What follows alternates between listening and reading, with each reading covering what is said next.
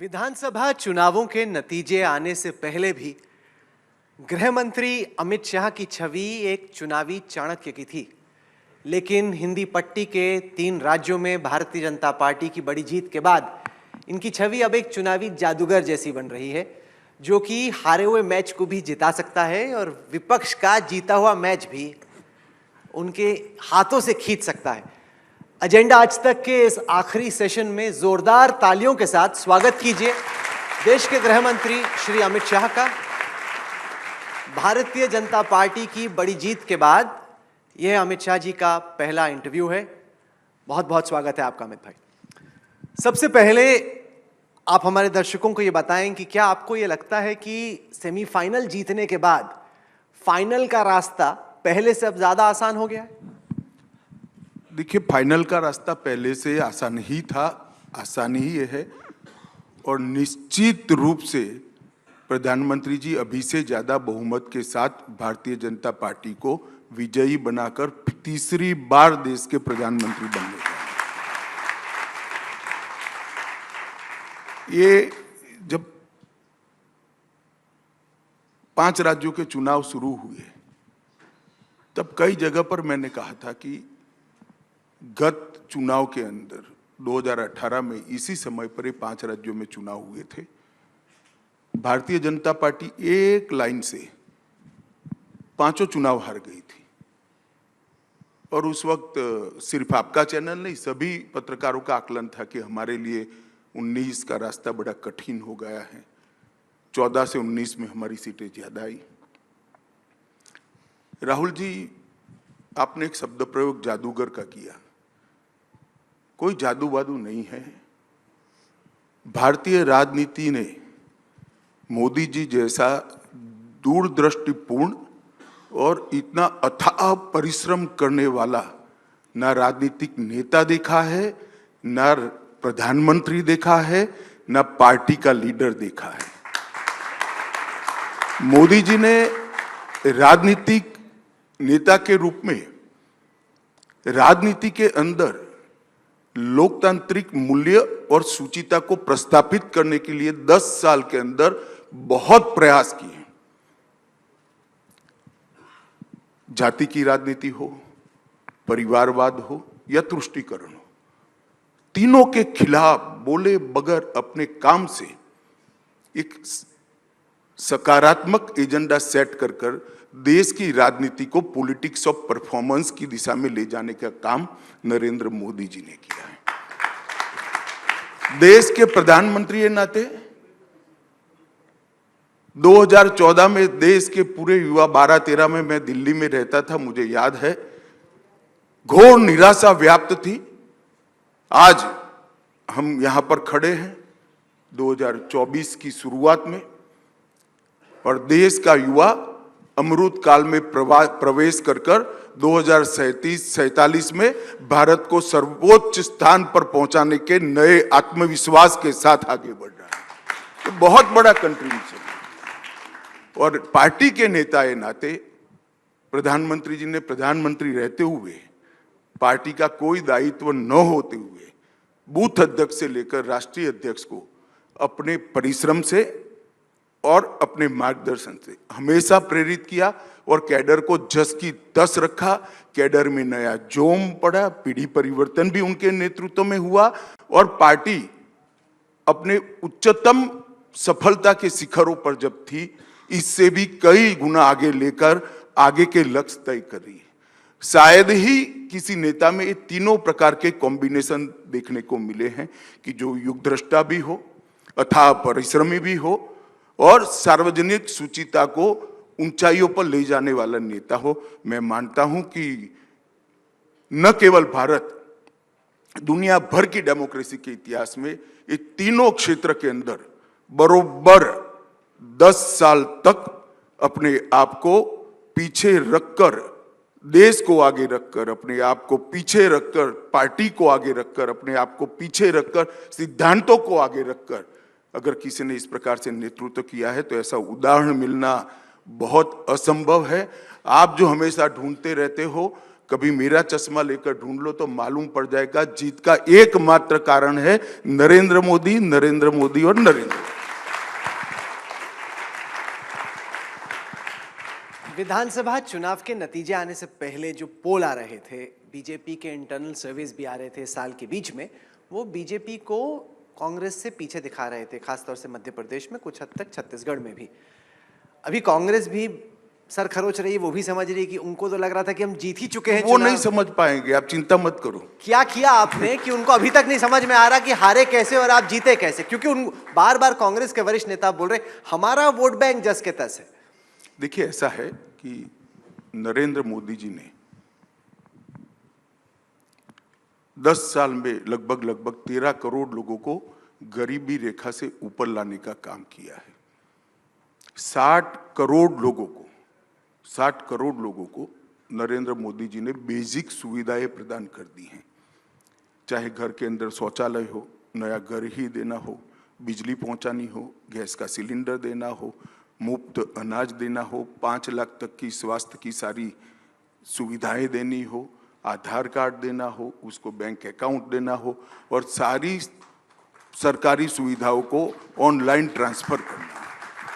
ये सारा जो किया है, इसके सबसे ज्यादा बेनिफिट पाने वाले जो राज्य है वो ये 3 राज्य हैं, क्योंकि इन्हीं 3 राज्यों को बीमारू राज्य माना जाता था। बीमारू राज्य का जो कंसेप्ट किसी व्यक्ति ने बनाया था, उसमें बिहार, उत्तर प्रदेश, राजस्थान और मध्य प्रदेश था, और यही 3 राज्य थे जो बीमारू माने जाते थे। आज वहां पर डेवलपमेंट दिखाई पड़ता है और लोग ढेर सारी सुविधाओं में किसी के साथ अपने जीवन को बसर कर रहे हैं और आगे का सपना लेकर अपने परिवार को आगे बढ़ाने के लिए काम करें। मैं मानता हूं कि इसका हमारी जीत का बहुत बड़ा कारण ये जो हमारे लाभार्थियों की नई फौज मोदी जी ने खड़ी की है। और मोदी जी कहते हैं कि देश में एक ही जाति है, वो गरीब की जाति है। और ये जो नया कंसेप्ट है गवर्नेंस का, इसने भारतीय जनता पार्टी को बहुत बड़ा फायदा पहुंचाया है। और संगठन में भी ये 3 राज्य हमारे सबसे पुराने और अच्छे संगठनों में से एक हो, ऐसे 3 राज्य एक से बढ़कर एक हो, तो मोदी जी की लोकप्रियता ने जो बड़ा नया वोट बैंक खड़ा किया था, उसको समेटने में हमारा संगठन सफल रहा है। सर, आप कहते हैं कि एक ही जाति है गरीबी, मोदी जी कहते हैं केवल 4 जातियों की वो चिंता करते हैं, उसके अलावा उनको और किसी चीज़ की फिक्र नहीं। लेकिन भारतीय जनता पार्टी जब मुख्यमंत्री तय करती है तो छत्तीसगढ़ में दलित उठाती है, मध्य प्रदेश में ओबीसी उठाती है, राजस्थान में आपने एक ब्राह्मण को मौका दिया। तो आप भी तो ये पूरी सोशल इंजीनियरिंग कह रहे हैं। मतलब एक तरफ आप कहते हैं कि जातियों की अहमियत नहीं, 4 ही जातियां हैं, लेकिन आप तय करते हैं जाति के आधार पर भी। देखिए, आप इतने बड़े बड़े शब्द प्रयोग मत करिए, सोशल इंजीनियरिंग ये वो। अब एक देश की राजनीति ऐसे नहीं चलती है। 130 करोड़ लोगों का एक गुलदस्ता है। भारतीय जनता पार्टी जब इतने सारे राज्यों में शासन कर रही है, तो समाज के हर हिस्सों को अपना प्रतिनिधि दिखाई पड़ना चाहिए। इस तरह से भारतीय जनता पार्टी ने अपना संगठन भी बनाना चाहिए और चुने हुए प्रतिनिधियों के रिप्रेजेंटेटिव और नेता भी इसी तरह से तय करने चाहिए। मैं नहीं मानता है किसी प्रकार का अपीसमेंट है, ये जन भावनाओं को एड्रेस करने का लोकतांत्रिक तरीका है। सर, तीनों राज्यों में भारतीय जनता पार्टी के पास कद्दावर पूर्व मुख्यमंत्री या वर्तमान मुख्यमंत्री थे। आपने फिर भी पीढ़ी बदलकर नए नेताओं को मौका दिया। जब आप तय कर रहे थे कि किसको अगली बार कप्तान बनाना है और क्यों, आपके, नड्डा जी के, प्रधानमंत्री मोदी के जहन में क्या चल रहा था? किन किन फैक्टर्स को आपने ख्याल में रखा कि किसको तय करना है? देखिए, सबसे पहले भारतीय जनता पार्टी के लिए सबसे कद्दावर उसका अदना कार्यकर्ता होता है। जो छोटे से छोटा कार्यकर्ता है वो सबसे कद्दावर है। हमारी पार्टी में सबसे बड़ा कद्दावर नेता हमारा सामान्य कार्यकर्ता है और ये सब जो सिलेक्ट हुए हैं हमारे अच्छे कार्यकर्ता हैं। तो ये जो अभी आप जिक्र कर रहे हो कद्दावर नेता, वो भी तो कभी कार्यकर्ता थे, मैं भी कभी कार्यकर्ता था, बूथ का अध्यक्ष था। जब पार्टी समग्रता से विचार कर नेतृत्व तय करती है तो इसके कई पैरामीटर्स होते हैं और वो हमारा सीक्रेट है, उसको सीक्रेट ही रहने दीजिए। आपने कप्तानी का मौका तो दिया एक ऐसे बैट्समैन को जो कि अब तक कप्तान नहीं रहा, कभी उन्होंने सोचा भी नहीं होगा कप्तान बनेंगे। आपको कैसे मालूम कि कप्तानी करके इतने बड़े स्टेट को चला पाएंगे? देखिए, फैसले करने पड़ते हैं। जब भारतीय जनता पार्टी की आला कमान ने मोदी जी को मुख्यमंत्री बनाने का फैसला किया, तब मोदी जी सरपंच का भी चुनाव नहीं लड़े थे। एमएलए छोड़ दो, सरपंच का भी चुनाव नहीं लड़े थे और उनको एक बहुत संपन्न राज्य का मुख्यमंत्री बनाया गया था। तो फैसले लेने पड़ते हैं और नेतृत्व तो इसी तरह से निकलता है। अभी जो लोग मुख्यमंत्री थे, हमारे तीनों नेता, वो भी कभी ना कभी पहली बार ही तो आए थे, ऐसा तो नहीं था। हर कार्यकर्ता पहली बार आता है। आपने इस बार 21 सांसदों को चुनाव लड़ाए, 12 जीते 9 हारे। अब जो जीते वो सोच रहे थे कि भाई मेरा कुछ होगा, इसलिए शायद अमित भाई ने, मोदी जी ने भेजा है। आपको किसी ने बताया है क्या? नहीं, उनको मन में तो लगे काहे को यार इतनी सारी कल्पना करते हो? ये सबको मालूम है कि पार्टी इसी तरह से चलती है। सालों हो गए, लोग 3-4 दशक से काम कर रहे हैं, सबको मालूम। क्या करेंगे ये लोग? अब आपने भेज दिया, दिल्ली में इतने बड़े मंत्री थे, ये थे, अब चले गए स्टेट। बड़ा छोटा कोई नहीं होता है। हर एक कार्यकर्ता का अपनी अपनी जगह पे महत्व होता है, हर एक भूमिका का अपनी अपनी जगह महत्व होता है। सर, इंडिया टुडे ग्रुप आपका जो काम है दिल्ली में यहाँ बैठकर शो चलाना, वो परसेप्शन बेस है। हमारा काम है धरातल पर पार्टी को मजबूत करना और प्रदेश और देश को बदलने में अपना कंट्रीब्यूशन देना। दोनों के पैरामीटर्स अलग हैं। सर, इंडिया टुडे ग्रुप की जो डेटा विजुअलाइजेशन टीम है, उसने एक एनिमेशन तैयार किया है जो मैं चला के दिखाता हूं, जो दिखाता है कि 1984 के लोकसभा के आम चुनाव के बाद किस तरीके से भारतीय जनता पार्टी का जनाधार देश भर में बढ़ा है। इसको देखते हुए जहां इस वक्त हम लोग दिसंबर 2023 में खड़े हैं, आपका क्या आंकलन अनुमान है कि जब अगली दफा चुनाव होगा, आप जो 303 सीटों का आंकड़ा भारतीय जनता पार्टी का पिछले चुनाव में था, उसको आप कहां जाते हुए देखते हैं? देखिए, अभी लोकसभा चुनाव चालू नहीं हुआ है, हो सकता है इसके मुद्दे भी शायद नए आ सकते हैं। डेमोक्रेसी में कभी भी कुछ भी हो सकता है, परंतु मैं एक निश्चित रूप से कह सकता हूं कि 19 के विजय से 24 की भारतीय जनता पार्टी और एनडीए दोनों की विजय बड़ी होगी, कमी होने का कोई सवाल नहीं। अच्छा, पार्टी के भीतर और बाहर गृह मंत्री जाने जाते हैं अपने चुनावी आंकलन के लिए। चुनावों को असेस करने का, एनालाइज करने का शौक हमको भी है, तो हमने 2 सिनारियोज रन किए।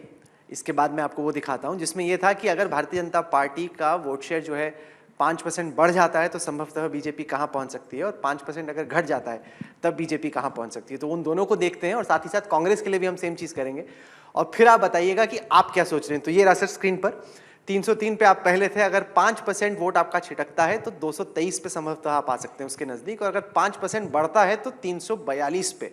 उसी तरीके से कांग्रेस जो कि 52 सीटों पे थी पिछले चुनाव में, अगर उनका 5% वोट छिटकता है तो 21 पे आके गिर जाते हैं, और अगर 5% बढ़ता है तो 97 पे आते हैं। आपको क्या लग रहा है कि 37% का आपका वोट शेयर, जितनी आपने पिछले 5 साल में तपस्या की है, एफर्ट किया है, उसके चलते आप कहां जाता हुआ देखते हैं? देखिए, इसमें कौन प्रत्याशी होता है, कौन पार्टी नीचे कितना परफॉर्म करती है, ढेर सारे फैक्टर होते हैं। मैं आपकी तरह इतना सपाट एनालिसिस नहीं कर सकता, क्योंकि मैं एक राजनीतिक कार्यकर्ता हूं। मैं चुनाव की बहुत सारी चीज़ों को, चुनाव के विज्ञान की बहुत सारी चीज़ों को जानता हूं। इतना सरल नहीं होता है, वरना तो ये आंकड़े जो बनाते हैं वो ही शायद देश के प्रधानमंत्री हो जाते और किसी का नंबर ही नहीं लगता। मगर मैं इतना जरूर कहता हूं कि जब चुनाव शुरू होने के 6 महीने पहले एक बेस तय होता है, जिसके आधार पर देश की या किसी प्रदेश की जनता वोट डालने का एक बेस बनाती है। वो बेस हमारा बहुत स्ट्रांग है और हम बहुत स्ट्रांग बेस के साथ चुनाव में जा रहे हैं, और नेतृत्व हमारे पास ऐसा है जिसका न केवल भारत, पूरे विश्व के अंदर इसका कोई सानी नहीं है। इतना लोकप्रिय नेतृत्व लेकर हम चुनाव के मैदान में। सर, इस चुनाव के नतीजे के बाद एक उत्तर और दक्षिण को लेकर भी बहस छिड़ी। विपक्षी पार्टियां ये कहने लगी, चुनाव के बाद ये बहस समाप्त हो जाएगी। अगले चुनाव के बाद 24 के तो क्योंकि विपक्षी पार्टियां ये समझ गया मैं क्या पूछना चाहते हो यार, जवाब मिल गया। इंटरप्रेट करने दो दक्षिण की जनता को। चुनाव के बाद भारतीय जनता पार्टी दक्षिण में नहीं है, वो बहस समाप्त हो जाएगी। आपको कहां पे लग रहा है दक्षिण में आप गेन कर अब पाओगे? वो हम 24 के चुनाव के दिन बात करेंगे, परिणाम के दिन बात करेंगे। देखिए, कर्नाटक में हमारी सरकार रही है, हम आज भी मुख्य विपक्ष हैं। तेलंगाना में हमारी सीटें निश्चित रूप से बढ़ने जा रही हैं, और तमिलनाडु और केरल में भी हमारे वोट प्रतिशत और सीटें दोनों में हम बढ़ोतरी करेंगे। हमने ये जो लोग चुनाव के नतीजों को, प्रदेश के चुनाव के नतीजों को भारत को बांटने के तरीके के रूप में सोचते हैं, मैं इसकी घोर निंदा करता हूं। उत्तर दक्षिण का नैरेटिव जो खड़ा करते हैं वो भारत को जोड़ना नहीं चाहते, भारत को तोड़ना चाहते हैं। मैं इसकी निंदा करता हूं। हमने 5 ऐसे राज्य आइडेंटिफाई किए, क्योंकि ज्यादातर जो राज्य हैं जहां पे आपकी कांग्रेस से टक्कर है वहां पे स्थिति अलग है। लेकिन बिहार, जहां आप 17 सीटें लड़े थे, 17 जीते थे। कर्नाटक, जहां 28 में से आप 25 जीते। महाराष्ट्र, जहां समीकरण अब बहुत बदल चुके हैं, 48 में से आप 23 निकाले। पश्चिम बंगाल 42 में से 18 आपने निकाली थी। देखिए, ये सारी चीजें राजनीतिक परिवर्तनों के कारण ये आंकड़े जनरेट हुए हैं। बिहार एनडीए लड़ा था और हमारी स्थिति अच्छी थी। कर्नाटक में हम अच्छे ही थे। महाराष्ट्र में एनडीए निकाल लो, उस वक्त शिवसेना हमारे साथ थे। बाद में हमें 6 देकर उद्धव जी मुख्यमंत्री बनने के लिए हमारे साथ दगा कर कर वहां गए। महाराष्ट्र की स्थिति भी अच्छी थी। तो ये तो नेता चले गए, जनता हमारे साथ है, परिणाम देख लेना, सुपड़ा साफ हो जाएगा। तो आपका इंटरनल लक्ष्य क्या है? जैसे आपने गुजरात में रखा था 150 पर, इंटरनल आपका टारगेट, क्योंकि राजीव गांधी का 84 का रिकॉर्ड है, 404 का, क्या आप उस तरह से एम कर रहे हैं? देखिए, ऐसा है राहुल जी, आपका दायित्व है कि आपके शो में मैं कोई आंकड़ा बता दूं और ये बड़ा वायरल हो, परंतु मैं ऐसा नहीं कर सकता, क्योंकि मैं जिम्मेदारी के साथ हमेशा बोलता हूं। 6 महीने पहले लक्ष्य कोई तय नहीं कर सकता, परंतु मैं निश्चित रूप से मानता हूं जिस बेस पर हम चुनाव लड़ने जा रहे हैं, बेस हमारा काफी स्ट्रांग है, और जिनके नेतृत्व में हम चुनाव लड़ने जा रहे हैं उसका न केवल भारत, दुनिया में कोई सानी नहीं है। सबसे सफल नेतृत्व में हम लड़ने जा रहे हैं, मोदी जी के नेतृत्व में लड़ने जा रहे हैं। आपने बार बार मोदी जी की लोकप्रियता का जिक्र किया, और यह हकीकत भी है कि भारतीय जनता पार्टी की बड़ी जीत में जहां सिर्फ लोकप्रियता नहीं है, श्रद्धा है लोगों की कि व्यक्ति भारत को महान बना पाएगा, महान बनाने के कगार पर पहुंचा दिया है, और आगे का रास्ता यही तय करा सकता है। लोगों की अटूट श्रद्धा है, सिर्फ लोकप्रियता नहीं है। लोकप्रियता तो कई बार इधर उधर होती है, मगर जब श्रद्धा पैदा होती है तो उसका टूटना बहुत दिक्कत होती है। मैं उसी पे नहीं चाहता हूं, क्योंकि जब अंतर्राष्ट्रीय ट्रैकर्स में तुलना करते हैं, न केवल राहुल गांधी से और ममता बनर्जी से, अरविंद केजरीवाल से, बल्कि दुनिया के तमाम नेताओं से, तो प्रधानमंत्री मोदी की मॉर्निंग कंसल्ट जैसे जो ट्रैकर्स हैं उनमें 76% लोकप्रियता है। और अगर आप देखें अंतर्राष्ट्रीय स्तर पर भी ऐसा कोई नेता नहीं है जो इनकी लोकप्रियता के नजदीक आ रहा है। जब आप तुलना करते हैं किसी और नेता से, आपका क्या आंकलन है कि ऐसा क्यों है कि 9.5 साल बाद भी लोकप्रियता का आलम यह है? क्योंकि ये व्यक्ति ने कभी अपने लिए कुछ नहीं किया। मैं तो एक कदम आगे कहने जाता हूं, इस व्यक्ति ने अपने दल के लिए भी कुछ नहीं किया। जो भी किया देश के लिए किया, देश के गरीबों के लिए। क्योंकि मैंने तो देखा है जब कठोर फैसले लिए जाते थे, मेरी पार्टी के कार्यकर्ता भी कहते थे हमारी वोट बैंक हर्ट होती है, परंतु देश के अंदर परिवर्तन के लिए जब ये फैसले जरूरी होते हैं, मोदी जी ने पार्टी की वोट बैंक की भी चिंता नहीं की, देश की जनता को सामने रखकर कठोर फैसले लिए, और इसका परिणाम है कि हर पैरामीटर्स में आज भारत सबसे आगे है। एक जो आपने कहा कि कठोर फैसला लेना पड़ता है, उनमें से एक था कि फ्रीबीज हम नहीं देंगे, कि विपक्षी पार्टियां जो हैं बहुत फ्रीबी देती हैं, हम फ्रीबी के खिलाफ हैं। लेकिन फिर हमने इसी चुनाव में देखा कि भारतीय जनता पार्टी ने भी अलग अलग राज्यों में तमाम ऐसी घोषणाएं की जिनको कि फ्रीबी कहा ही जा सकता है, क्योंकि आप भी मुफ्त में ही दे रहे हैं। तो अब लोग सोच रहे हैं कि आप कहते हैं कि फ्रीबी नहीं देनी, लेकिन चुनाव में मजबूरी में आप भी वही करते हैं। देखिए, कई जगह पे राज्य के नेतृत्व ने कुछ फैसले किए हैं, मैं जरूर कह सकता हूं, मगर हमारा चुनाव जीतने का एकमात्र आधार वो नहीं है। हमने, आप अन्य पार्टियों के, मैं नाम लेना नहीं चाहता किसी का, अन्य पार्टियों के घोषणा पत्र को आप भाजपा के संकल्प पत्र के साथ एनालिसिस करिए। हमारे यहाँ राज्य के विकास का एजेंडा भी है, इंफ्रास्ट्रक्चर का विकास भी है, दलित आदिवासी पिछड़ों के लिए योजनाएं भी हैं जो फ्रीबीज नहीं है, और कुछ 1-2 योजनाएं ऐसी भी ली हैं, मगर ट्रस्ट जो है ये ओवरऑल राज्य के विकास का है, और ये बहुत बड़ा अंतर है। सर, तेलंगाना के नतीजों का अगर जिक्र करें तो उसको देखने के दो तरीके हैं। एक तो ये कि आपका वोट शेयर डबल हो गया, दूसरा ये कि हैदराबाद में म्यूनिसिपल चुनाव के नतीजों के बाद और कैंपेन में जो माहौल दिखा, उसके बाद लगा कि शायद बीआरएस के बाद दूसरे स्थान पर बीजेपी और बीआरएस और बीजेपी की टक्कर होगी, लेकिन चुनाव में तो कांग्रेस आगे निकल गई। इसको आप कैसे देखते हैं, क्योंकि आपको लग रहा था कि कर्नाटक के बाद तेलंगाना दूसरा बड़ा राज्य हो सकता है बीजेपी के लिए। देखिए, मैं आपको बताता हूं, कई बार ऐसा होता है कि कई चुनाव कौन आए इसके लिए वोटिंग नहीं होती, कौन जाए इसके लिए वोटिंग होती है। और मुझे लगता है कि कहीं ना कहीं ये चुनाव में भी ऐसा हुआ है। हमारी पार्टी का प्रदेश यूनिट और केंद्र में नड्डा जी ने कुछ 2-3 लोगों को काम किया है। हम इसका गंभीरता से विश्लेषण कर रहे हैं और इस पर जरूर आत्मचिंतन करेंगे कि क्या हुआ पार्टी को सो कॉल्ड सेटबैक, क्योंकि भारतीय जनता पार्टी इसको सेटबैक इसलिए नहीं मानती है कि हम तो भाई बहुत 1950 में हमारे पास कुछ नहीं था, इससे इतनी बड़ी पार्टी बना, अनेक चुनाव हारे हैं और जमानत जब्त होने के बाद भी पार्टियां देते हुए नेता मैंने देखे हैं 1980 में। तो हमारे लिए कोई बड़ी बात नहीं है, मगर हम बड़े विश्वास के साथ मैं आपको कह सकता हूं कि तेलंगाना में लोकसभा चुनाव में सबसे बड़ी पार्टी भारतीय जनता पार्टी होगी और सबसे ज्यादा सीटें भी भारतीय जनता पार्टी। आपको लग रहा है कि 4 से बढ़ेगा आपका? नहीं, क्योंकि हाल में हमने कांग्रेस में देखा है कि वो भी कुछ जो ऐसे चुनावी स्ट्रेटेजिस्ट हैं जो कि बीजेपी में पहले हुआ करते थे मोदी जी के साथ वगैरह, उनको ला रहे हैं। क्या कुल मिला के जब आप विपक्ष की तैयारी को देखते हैं, आपको लग रहा है पहले से बेहतर कैंपेन मैनेज कर रही है कांग्रेस? देखिए, मैं कांग्रेस पार्टी को एडवाइस नहीं दे रहा, मैं एक मेरा विश्लेषण कह रहा हूं। जो कैंपेन मैनेजर होते हैं वो पार्टी का लोड कम करने के लिए होते हैं, चुनाव जिताने के लिए नहीं होते हैं। चुनाव तो नेतृत्व का जनता का नेतृत्व पर कितना भरोसा है और कौन कार्यकर्ता कितनी शिद्दत से काम करता है वो ही जिता सकता है।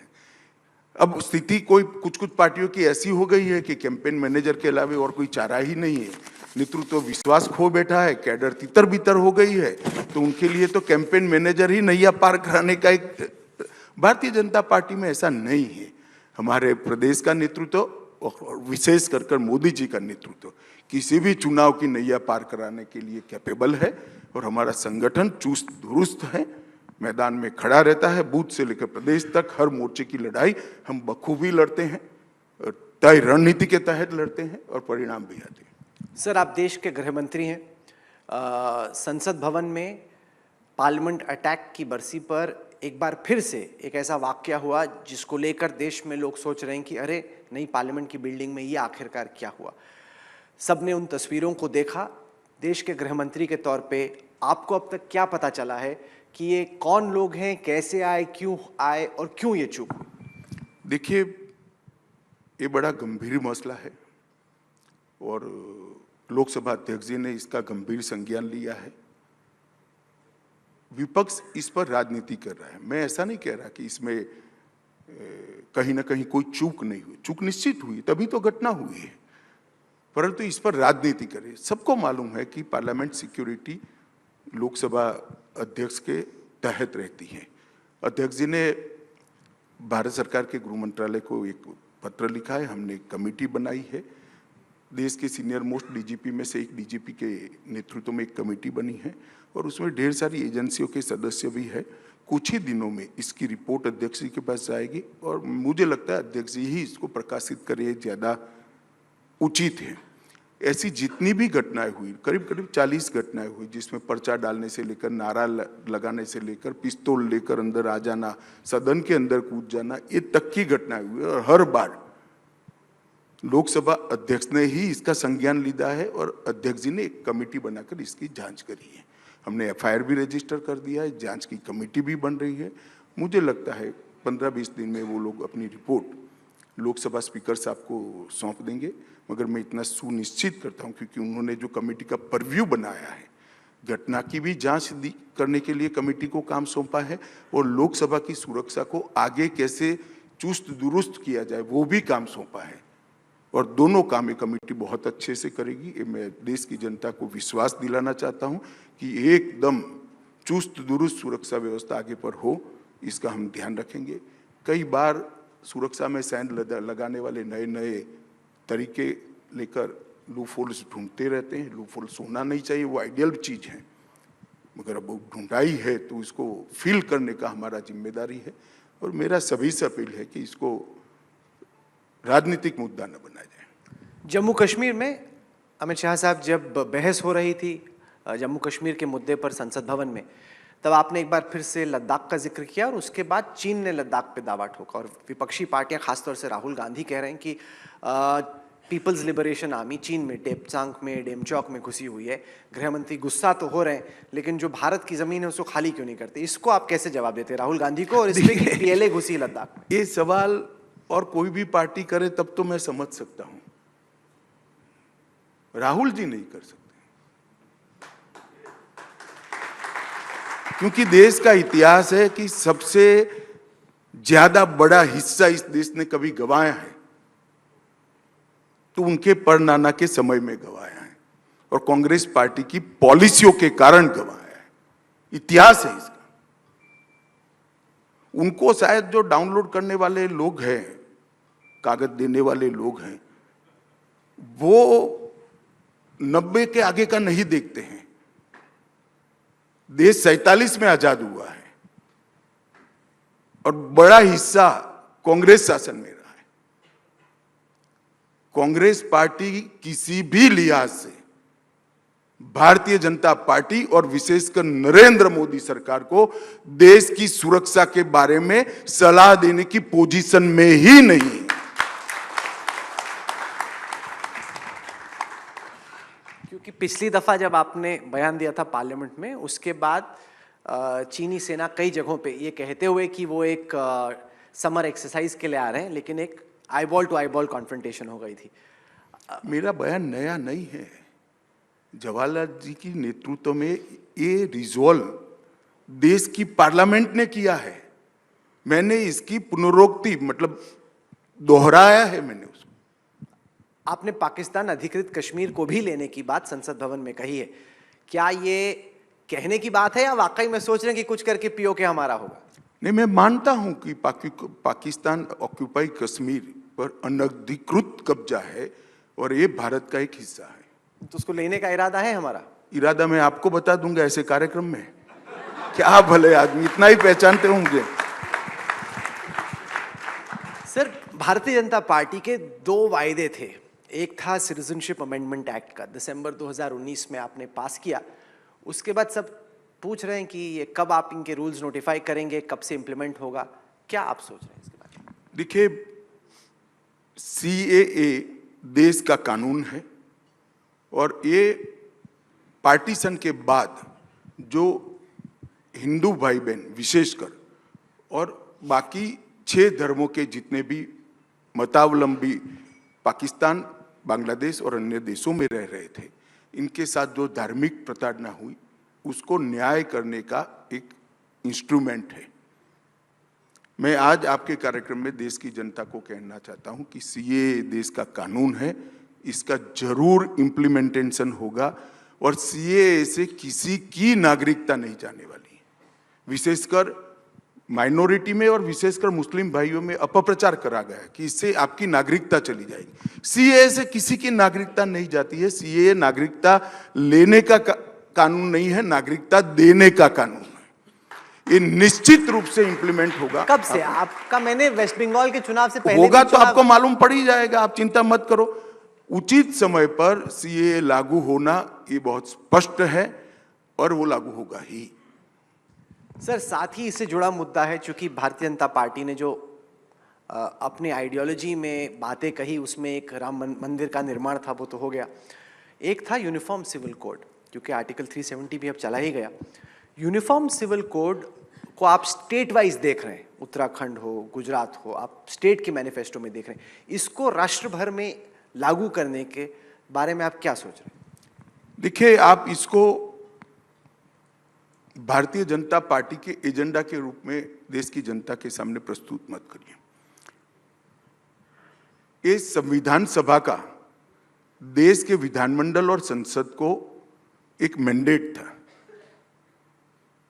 Directive principles of state policy अनुच्छेद 44 में हमारी संविधान सभा ने कुछ ऐसी चीजें रखी थी जो आजादी के तुरंत बाद संविधान सभा जिसको इम्प्लीमेंट नहीं कर पाई, तो उसको अनुच्छेद 44 के माध्यम से directive principle of state policy में लिया गया और यूनिफॉर्म सिविल कोड उसमें से एक है। ये बात अलग है, बाद में वोट बैंक की पॉलिटिक्स में कांग्रेस ने इसको छोड़ दिया और संविधान सभा में ज्यादातर कांग्रेस के ही नेता थे, सबसे बड़े नेता कांग्रेस के उसमें बैठे थे, उन्होंने ही ये बनाया है। परंतु भारतीय जनता पार्टी ने इसको पकड़ कर रखा है क्योंकि किसी भी धर्मनिरपेक्ष शासन का सबसे बड़ा लक्षण यह है कि सर्वधर्म के नागरिकों के लिए एक कानून हो, मगर कांग्रेस ने इसको भुला दिया और वोट बैंक की पॉलिटिक्स के कारण इस पर एक अलग प्रकार का आइडियोलॉजिकल और वैचारिक कपड़े पहनाने का प्रयास किया। भारतीय जनता पार्टी इसमें नहीं मानती है। हमारे 1950 से जितने भी चुनावी संकल्प पत्र है, इसका एक वादा है कि इस देश में भारतीय जनता पार्टी यूसीसी लाने का प्रयास करेगी। अब आपने कहा कि स्टेटों में प्रयास हो रहा है। देखिए, कॉमन सिविल कोड एक बहुत बड़ा सामाजिक और लीगल परिवर्तन है, इस पर सबकी राय चाहिए। तो एक राज्य, 2 राज्य, 3 राज्य अगर इसको करते हैं, कमेटियां बनती है, इसकी सुनवाई होती है, सबको लाखों लोगों को मिला जाता है और उसके अभिप्राय आते हैं, इसके आधार पर एक कानून बनता है, इसकी लीगल स्क्रूटिनी भी होगी और उसके बाद में जो मैच्योर चीज होगी वो ऑटोमेटिकली सारा देश स्वीकार करेगा, उसका मुझे भरोसा है।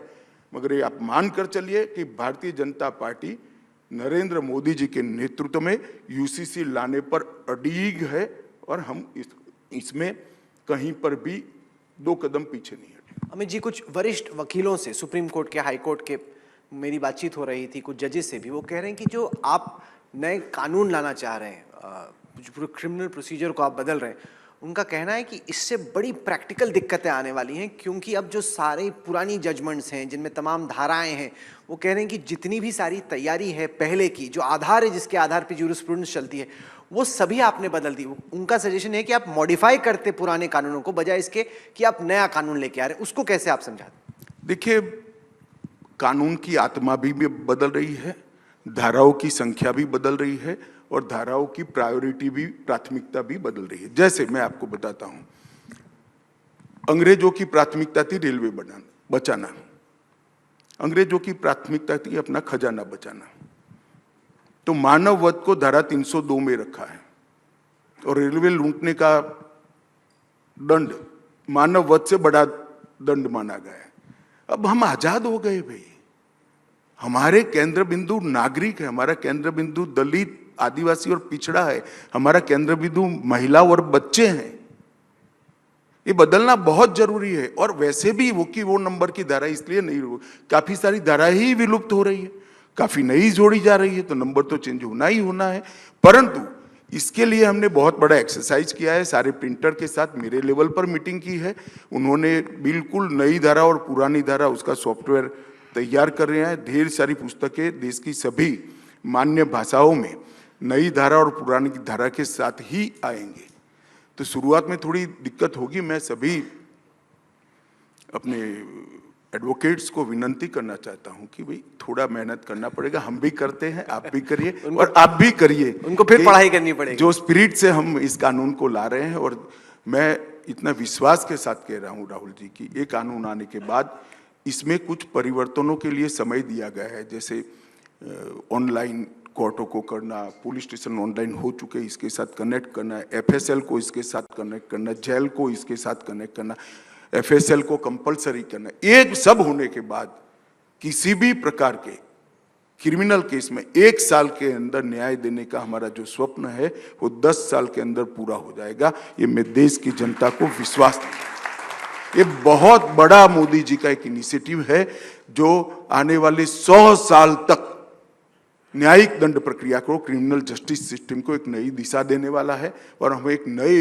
युग में प्रवेश करेंगे।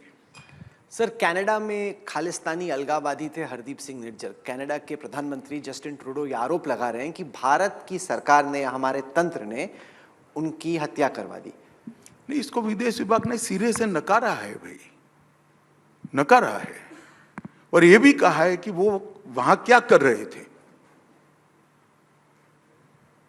जो वांटेड है हमारे कानून में, वो वहां क्या कर रहे थे, इसका जवाब देना है। हमने तो कोई हत्या बत्या में भारत की पॉलिसी ही नहीं, परंतु वो वहां क्या कर रहे थे इसका जवाब भी तो जरूरी है कि जो भारत के कानूनों में वांटेड थे, गंभीर प्रकार के गुनाह, टेररिज्म में लिप्त गुनाहों में, तो वो वहां क्या कर रहे थे।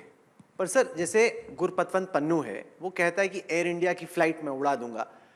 अमेरिका जैसा देश उसको बचा रहा है, बजाय इसके कि उसके खिलाफ कोई कार्रवाई हो। अगर कोई बोले कि मैं अमेरिकन एयरलाइंस की फ्लाइट को उड़ा दूंगा। भैया, इतने सारे राजनीतिक आए थे, किसी को पूछ ही लेते, तुम मुझे क्यों पूछ रहे हो। भारत ने तो अपना ऑब्जेक्शन कई बार रजिस्टर करा है, मगर ये डिप्लोमेटिक मामले है, डिप्लोमेटिक तरीके से भारत अपना पक्ष रख ही रहा है। कैसा नहीं होना चाहिए ना, हम हमारी भूमि पर होने देंगे किसी भी देश के खिलाफ इस प्रकार के षड्यंत्र, ना आप होने दो, हमारी मदद करो। पर ये जो हत्याएं हो रही हैं, आप कह रहे हैं कि उसका भारत की सरकार या तंत्र से कोई लेना देना नहीं। जी सर, पिछले 2-3 महीने से वो इंडिया अलायंस वाले थोड़े से बिजी थे, कांग्रेस क्योंकि चुनाव लड़ रही थी। अब वो कह रहे हैं कि 19 को उनकी बैठक है।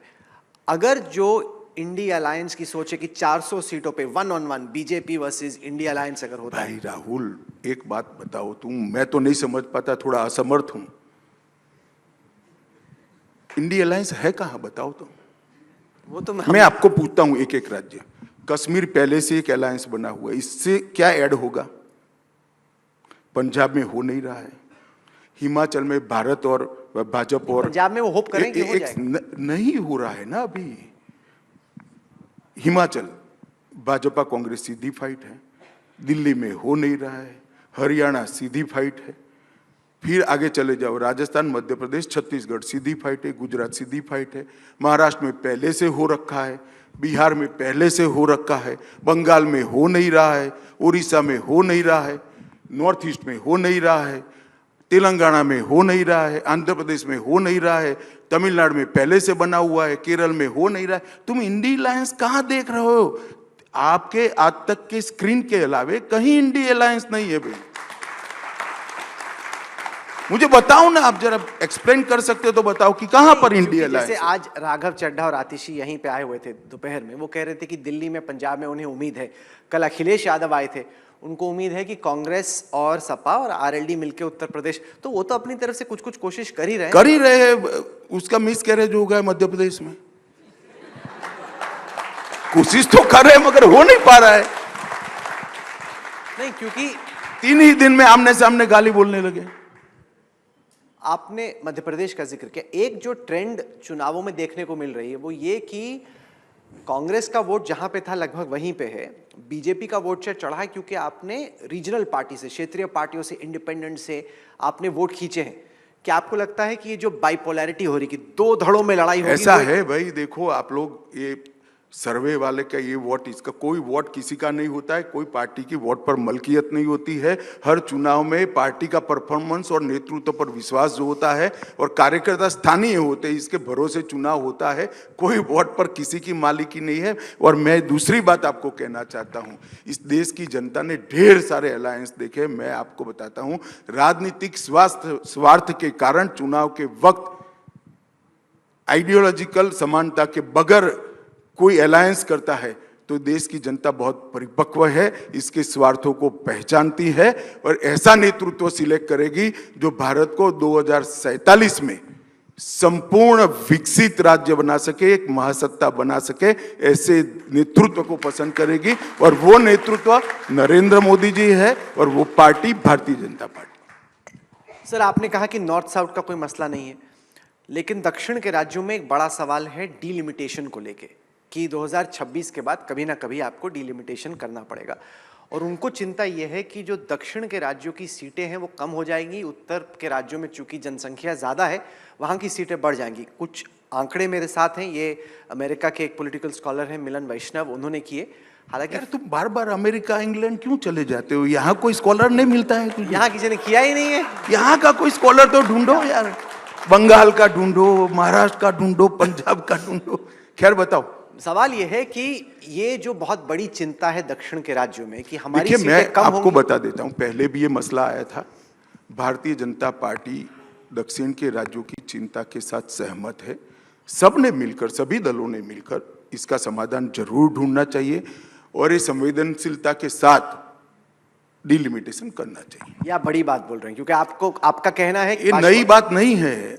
हमारे लीडर फ्लोर पर बोल चुके हैं, अरुण जेटली जी और सुषमा स्वराज दोनों बोल चुके हैं। नहीं, क्योंकि वो लोग जब सुनेंगे तो बड़े राहत महसूस करेंगे क्योंकि अभी अरे भाई तुम सवाल मत करो, राहत है ही है। अच्छा, सवाल खड़े मत करो, ये बोल चुके हैं, हम वहां फ्लोर पर बोल चुके हैं हमारे नेता।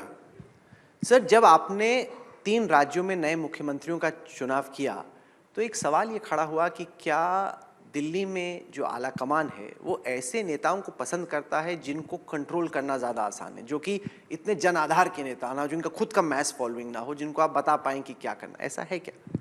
देखो भाई, ऐसे मैं पार्टी की निर्णय की प्रक्रिया के बारे में चर्चा करना नहीं चाहता, मगर हर कार्यकर्ता कभी न कभी नया होता है। हर कार्यकर्ता कभी न कभी नया होता है। और आप अभी जो 3 मुख्यमंत्री बने हैं इनको जनाधार बगैर के नेता नहीं मान सकते, क्योंकि हमारी संविधान ने जनाधार का एक प्रक्रिया बनाया है। यहाँ प्रेसिडेंशियल इलेक्शन नहीं होते हैं, विधायक चुने जाते हैं और विधायक अपना नेता चुनते हैं, तो विधायक का जनाधार ही नेता के साथ होता है। और ये तीनों लोगों को पार्टी ने पर्याप्त मौका दिया है। तीनों लोग एक एक चुनाव हारे हैं और तीन बार पार्टी ने ही उनको नेता बनाया है, ऐसा नहीं है।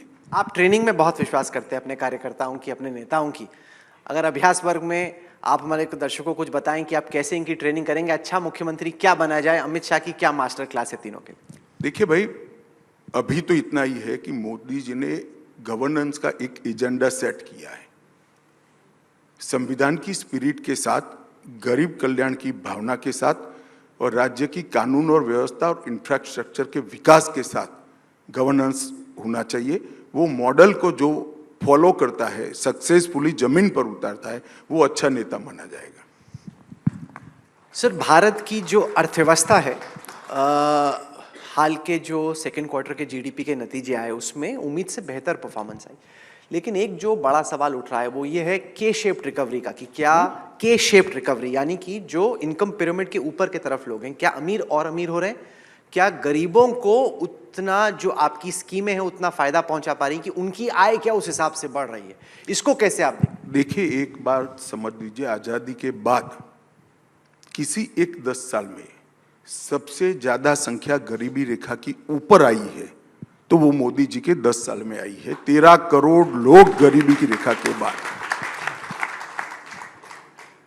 और भारत के ढेर सारी एजेंसियां तो ये कह ही रही है, आप मान जाओ, इसलिए विदेश की एजेंसियां भी ये कह रही है। सबसे ज्यादा आजादी के 75 साल में अगर कभी गरीबी रेखा से ज्यादा लोग ऊपर आए हैं, और बहुत ज्यादा मतलब डबल के आसपास है, ये इस 10 साल में है। और जहां तक इनकम का सवाल है, एवरेज इनकम के अंदर 72,000 से लेकर 72,000 पहले थी और अब कुछ 1 लाख से ऊपर हम पहुंच चुके हैं, काफी आगे बढ़ चुके हैं। तो एवरेज इनकम भी बढ़ी है।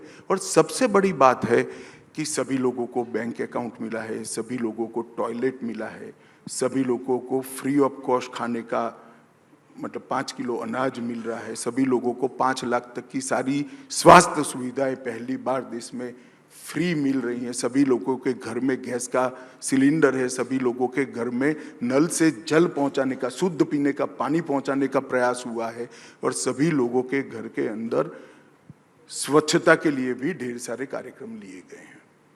और कोऑपरेटिव मंत्रालय, हमारा सखी मंडल, सेल्फ हेल्प ग्रुप्स और ढेर सारे इनिशिएटिवों से उनको स्वरोजगार की दिशा में जाकर, आप कल्पना कर सकते हो कि 1 करोड़ लखपति दीदी, कितना बड़ा ट्रांसफॉर्मेशन है।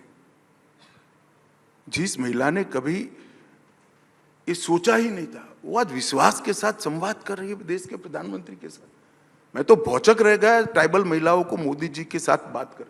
मैं तो जमीन में घूमने वाला कार्यकर्ता हूं, मगर मैं भी इतना महसूस नहीं कर पाया था कि इतना बड़ा ट्रांसफॉर्मेशन हुआ है। जिस विश्वास के साथ मोदी जी के साथ वो बात करी थी ट्राइबल महिलाएं, मैं भौचक रह गया। आपने महिलाओं को एक वोट बैंक बना दिया है। पहले वो जैसे परिवार में बाकी वोट पड़ता है वैसे देते थे, अब ज्यादा कई सारी महिलाएं अपने हिसाब से सोच के वोट डाल रही हैं। ये बड़ा फर्क पाते हैं बीते चुनावों में और हाल के चुनाव। वोट बैंक ढूंढते रहो। मोदी जी ने इस देश को हर क्षेत्र के अंदर आगे बढ़ाया। अंतरिक्ष में भी मोदी जी ने आगे बढ़ाया। हम चंद्रमा पर पहुंच गए, शिव शक्ति पॉइंट बन गया। हमारा तिरंगा चंद्रमा पर पहुंचाने का काम हो गया। ढेर सारे स्टार्टअप बने, 300 स्टार्टअप थे, 1 लाख बने। यूनिकॉर्न स्टार्टअप में भी हम तीसरे नंबर पर आ गए। युवाओं के लिए ढेर सारे दुनिया भर के कोर्सेस हुए। PLI स्कीम से के माध्यम से आत्मनिर्भर भारत बन रहा है। उत्पादन का केंद्र विश्व में भारत बन रहा है। इकोनॉमी के सारे पैरामीटर्स अंतिम 20 साल में सबसे ज्यादा अच्छे हैं तो आज है।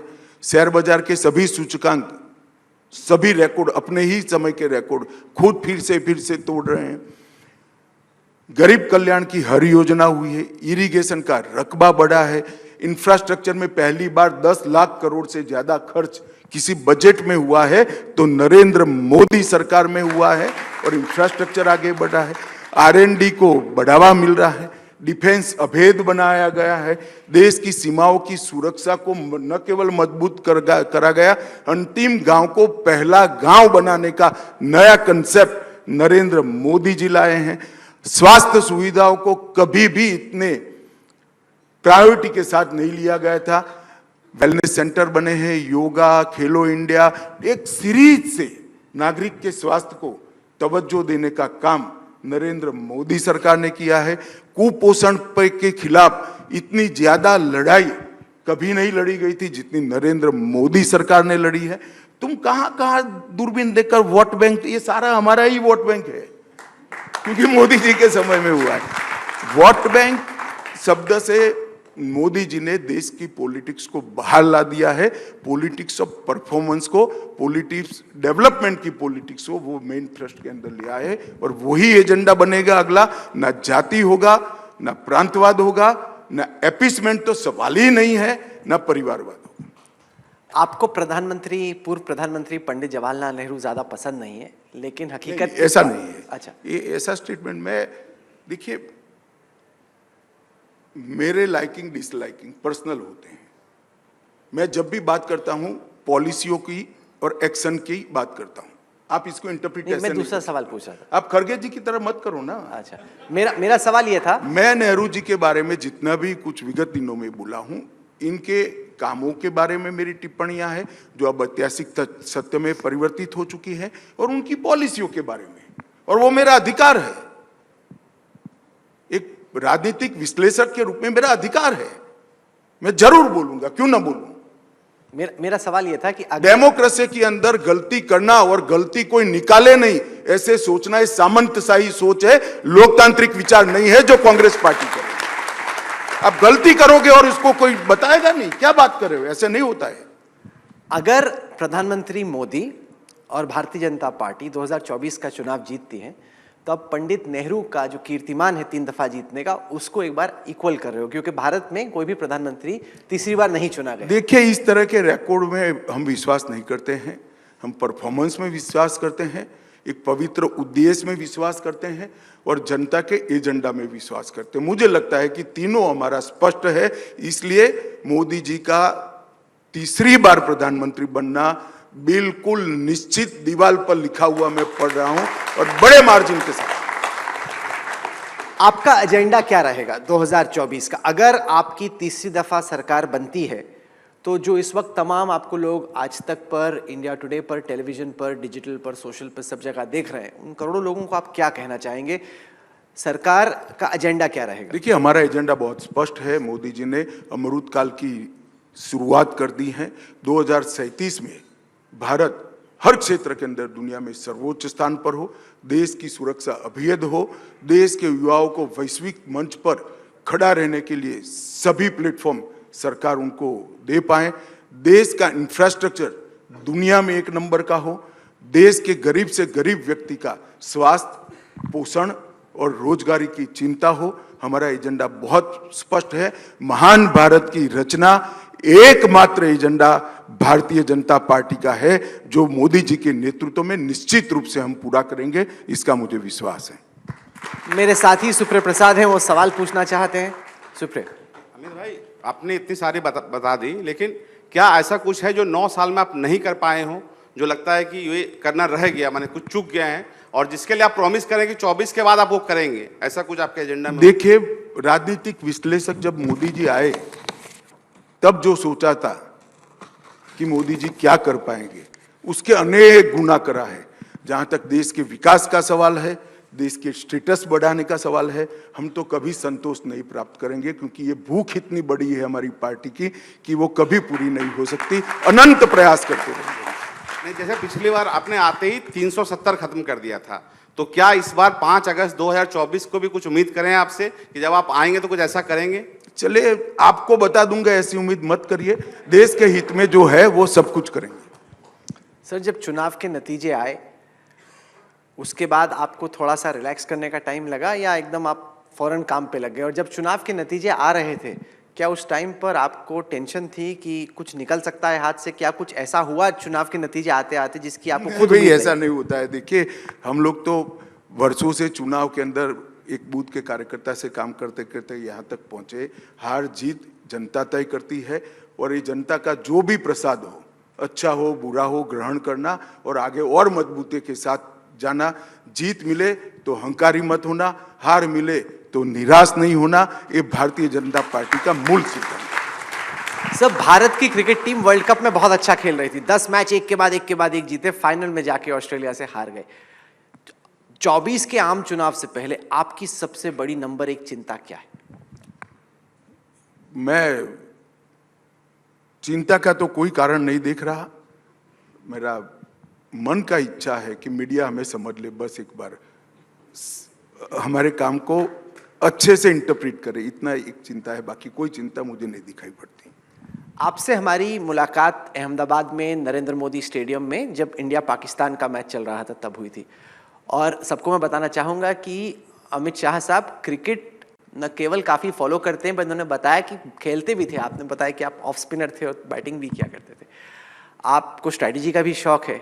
अगर जब आप उस फाइनल को देखते हैं इंडिया और ऑस्ट्रेलिया के, तो उसकी स्ट्रैटेजी में आपके हिसाब से कहाँ चूक रही? क्या हम देखिए, बाहर रहकर इसकी मीमांसा नहीं करनी चाहिए।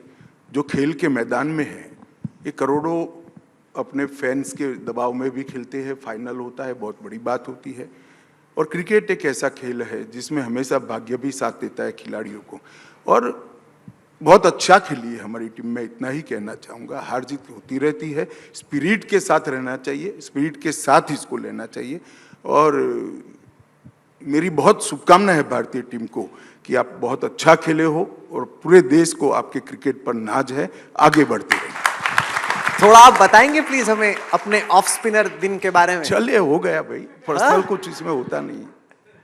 इन्होंने बताया था कि काफी शौक है इनको। चलो छोड़िए भाई, अच्छा। पर्सनल चीजें सार्वजनिक करने के लिए। चलिए, गृह मंत्री अमित शाह साहब, आप आए, आपने एक तरीके से आत्मविश्वास जताया। 2024 के चुनाव पर आपने कहा कि ये तो देश की जनता तय करेगी कि होना क्या है। लेकिन कई दफा आपने ही कहा है कि आपको लगता है कि कभी भी कार्यकर्ता को ये टेकन फॉर ग्रांटेड नहीं लेना चाहिए कि हम जीत ही रहे हैं, कि ऐसा ना हो अगर सभी लोग मान लें कि हम जीत रहे हैं, तो आपको लगता है कि थोड़ा आलस आने का एक खतरा है? नहीं, जरा भी नहीं लेना है। जब ना हम टेकन फॉर ग्रांटेड ले रहे हैं, हमें सीटें बढ़ानी है भाई। भारतीय जनता पार्टी को और अनछुए क्षेत्रों में पहुंचाना है, वहां भाजपा का झंडा फहराना है। कैसे टेकन फॉर ग्रांटेड लेंगे? तो क्वेश्चन डज नॉट अराइज। हम और परिश्रम करेंगे, कठोर परिश्रम करेंगे और बड़ी विजय प्राप्त करेंगे मोदी जी के नेतृत्व में। तो कौन सा वो एक राज्य है जिसपे आपकी खुद, जिस तरीके से आप छत्तीसगढ़, मैं तो भाजपा, आपका पर्सनल इंटरेस्ट किस में है? एक राज्य मेरा जहां कोई आप मेरा पर्सनल इंटरेस्ट कोई नहीं है। भारतीय जनता पार्टी देश के सारे राज्यों में एक मुख्य राजनीतिक दल बने, ये हमारा उद्देश्य है। और मैं चाहता हूं कि मेरी आइडियोलॉजी के साथ देश के हर कोने के राज्य, हर कोने के राज्य की जनता जुड़े और विशेषकर युवा जुड़े और 2047 के मोदी जी के महान भारत के स्वप्न के साथ जुड़कर 2047 में देश के जो नागरिक हो गए वो पूरी दुनिया में गौरव के साथ खड़े रहे, जिसके लिए हमारे हजारों लाखों लोगों ने अपना जीवन कुर्बान कर दिया देश को आज़ादी के लिए। इसके स्वप्न हम पूरे करने में सफल हो, यही हमारा प्रयास है। और मोदी जी का नेतृत्व भी इसी दिशा में जा रहा है, इसका मुझे बहुत संतोष। गृह मंत्री अमित शाह साहब, आप एजेंडा आज तक के कार्यक्रम में आए, आपने तमाम बातें हमारे दर्शकों के सामने, यहाँ बैठे तमाम लोगों के सामने रखी, इसके लिए आपका बहुत बहुत शुक्रिया। जोरदार तालियां अमित शाह साहब के लिए, बहुत बहुत शुक्रिया।